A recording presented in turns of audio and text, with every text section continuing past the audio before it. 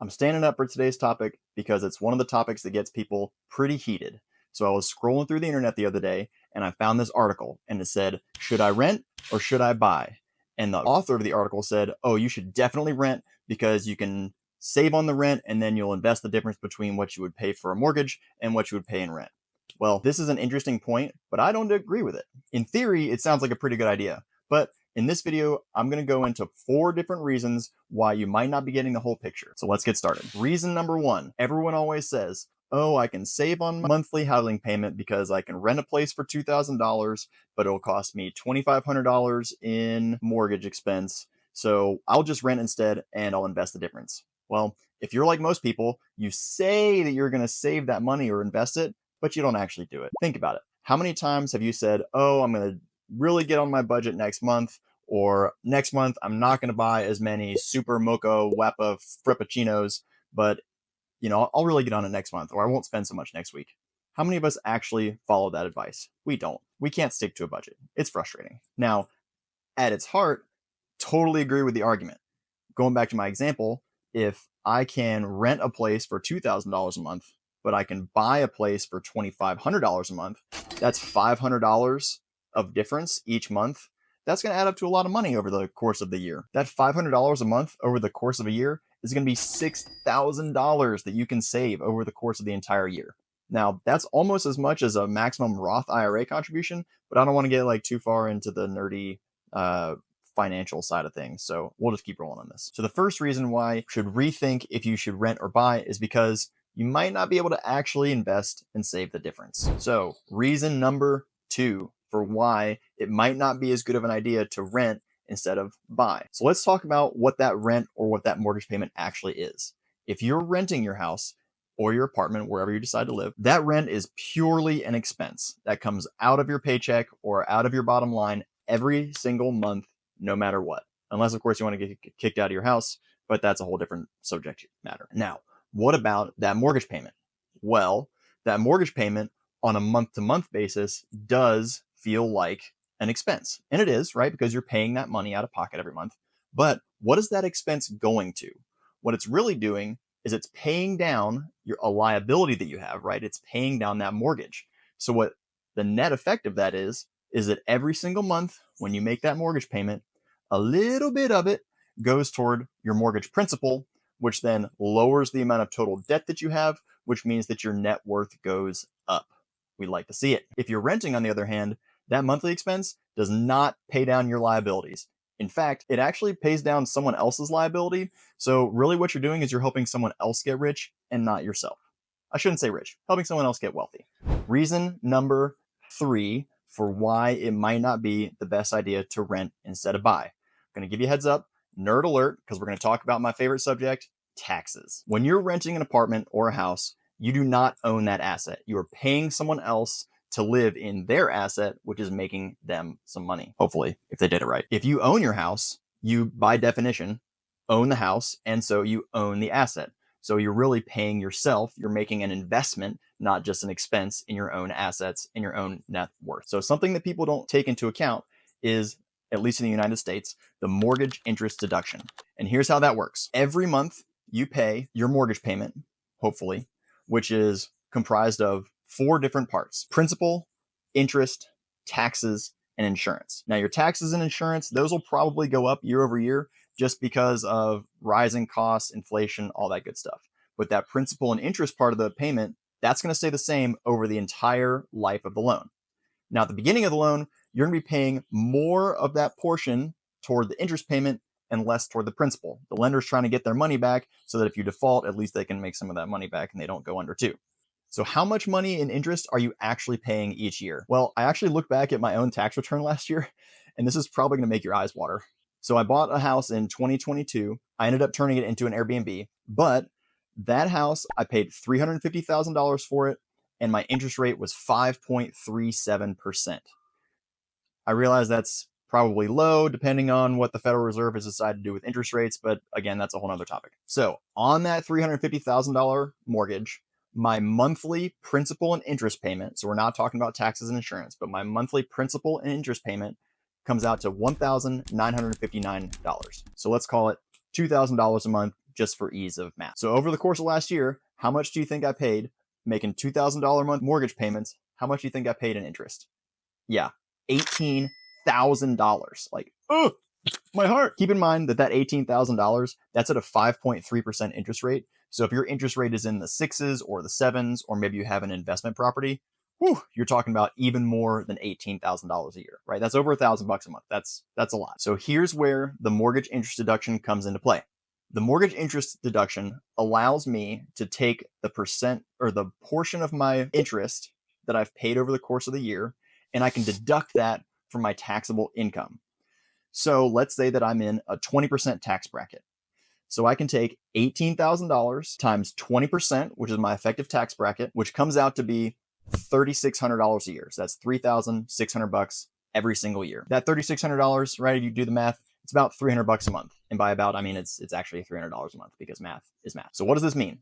Well, that $2,000 a month mortgage payment that I'm making, if I account for the $300 a month that I'm going to get back from Uncle Sam at the end of the year, I can factor in and figure out that my actual effective mortgage payment is $1,700, right? So I have that $2,000 total payment, but if I'm getting a credit of $300 each month, then that means I am left with $1,700. So that's $300 less that I'm paying in effective mortgage or effective housing payment than I think that I am with my $2,000 mortgage payment. All right, let's talk about our last reason. Reason number 4, why renting might not be as advantageous as owning. For this case, we're talking about appreciation. Some of you might be wondering, what is appreciation?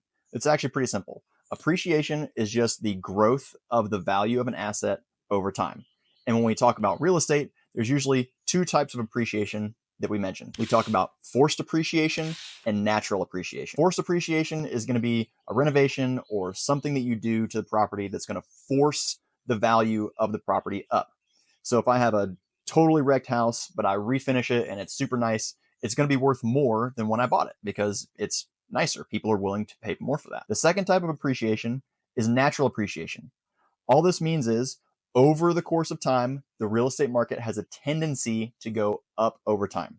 So if I buy my house or a house, then I get to ride that rising tide of overall values going up because I don't have to do anything. The market's doing the work for me. So that's natural appreciation. So why do we care about appreciation?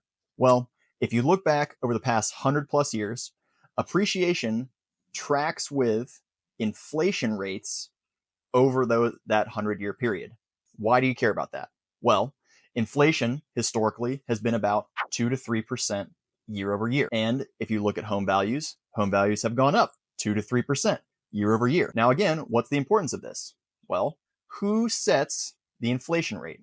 That's right, the government does. In fact, the Federal Reserve sets their interest rates, and their goal is to get us to stay between 2 and 3% inflation every single year. So if you own a home and you live in the United States and the government is targeting to have an inflation rate that goes up by 2 to 3% each year, that means by definition, your home value over time is going to go up by 2 to 3% per year.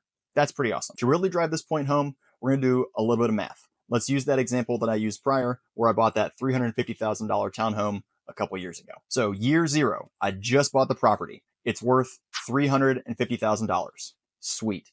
Let's say that I have 2% appreciation over the next 3 years. So at the end of that first year, my $350,000 asset is now worth $357,000, right? Because we take 102% of the initial value, which gives me my end value. So end of year 1, $357,000. Nice. What about at the end of the second year? Well, I take that $357,000, multiply it by 1.02 again, because I get that 2% rise, which then gives me $364,000. Not bad. So let's keep going. What about at the end of year 3? Well, I take that $364,000, I multiply it by another 1.02, and now I get $371,000. So just by owning this asset, by not changing anything, by not upgrading anything, just by buying it and waiting, assuming that the Fed meets their 2% inflation rate over the next 3 years, I get to gain $21,000 just by making my mortgage payment. That's also not including the amount that I've paid down my mortgage. So I might have even more equity or more net worth than that. Last part of this argument, and then I'll let you guys go. What about rent? We talked all about buying, about how it's awesome and you should always buy a house, right? What about rent? I want you to look back at your last 3 years of leases that you've signed.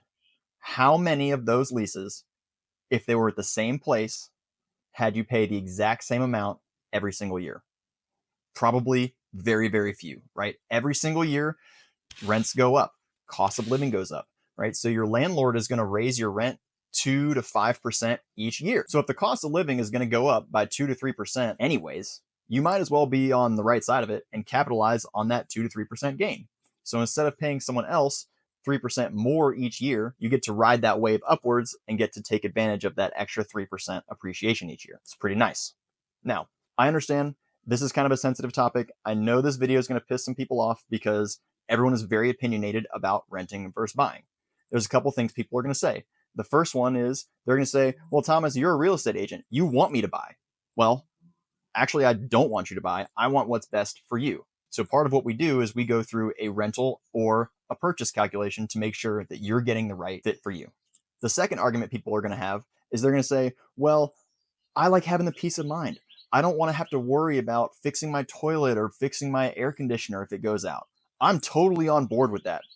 I just want to be totally clear. I cannot overstate the peace of mind that comes with knowing that if something breaks in your house, you can just call your landlord and say, hey, my air conditioner went out, or my fan doesn't work, or the light stopped working, or the toilet overflowed, right? All those are really nice things to have them be someone else's problem. If you own the house, that's your problem. Surprise. So if the toilet overflows, or a pipe bursts, or the air conditioning goes out in the middle of summer, sorry, that's on you. So there's one more thing that people are going to say, and I have to give my spouse Jess credit for this because she's the one who told me this. She says, well, your mortgage payment is not going to stay the same, even though we like to say that it will. Because every year we get that same statement, hey, your mortgage payment's going up because taxes, insurance, right? All that good stuff. What she says is rent is the most that you're going to pay each month in living expenses. Mortgage, that's the least amount that you're going to pay each month in living expense. And I don't disagree with her. So let's recap really quick. The 4 reasons that people don't think about when they're looking at the rent versus buy decision are, number 1, people don't actually invest the difference between what they could buy the house for and what they could rent for. Reason number 2, people don't think about the effect that their mortgage payment is going to have on their net worth. Reason number 3, people don't consider the tax advantages. They just look at the month over month number. They don't think about how the government or how their taxes are going to change year over year. And reason number 4, they don't factor in appreciation. Rents are going to go up regardless. Your mortgage payment's going to go up regardless. Wouldn't you rather capitalize on that 2 to 3% appreciation anyways, instead of paying someone else for their asset to go up in value? So what do you think? Would you rather rent or would you rather buy? What's more valuable to you? Leave a comment below and let me know what you think. And if you're interested in more nerdy real estate topics, give me a like and a follow, and check out some of my other videos.